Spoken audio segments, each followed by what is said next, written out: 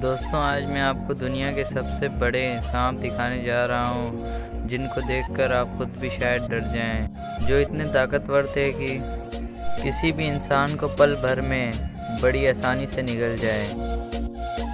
Lawyer anaconda. African worker जब यहाँ काम कर रहे थे तो इन्हें 33 फुट लंबा एक सांप मिला। ये सांप लेयर एनाकोंडा था। उन्होंने इसकी एक वीडियो भी बनाई।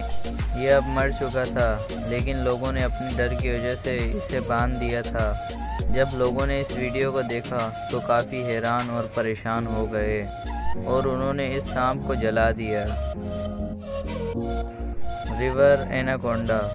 ब्राज़ील में एक मछुआरा अपनी नाव से होकर गुजर रहा था तो उसे एक सांप नज़र आया, तो उसने अपने कैमरे में कैद कर लिया।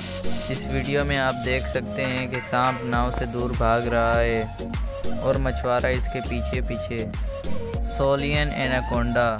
ये जंगली आदमखोरों की माने तो ये सांप 100 फीट लंबा था, जो एक मिथिकल स्नेक था। जब जंगली इंसानों यानी आदमखोरों ने इसे देखा तो काफ़ी डर गए और इसे मारने की कोशिश की, लेकिन उस सांप ने इन सबको मार दिया। Fire snake.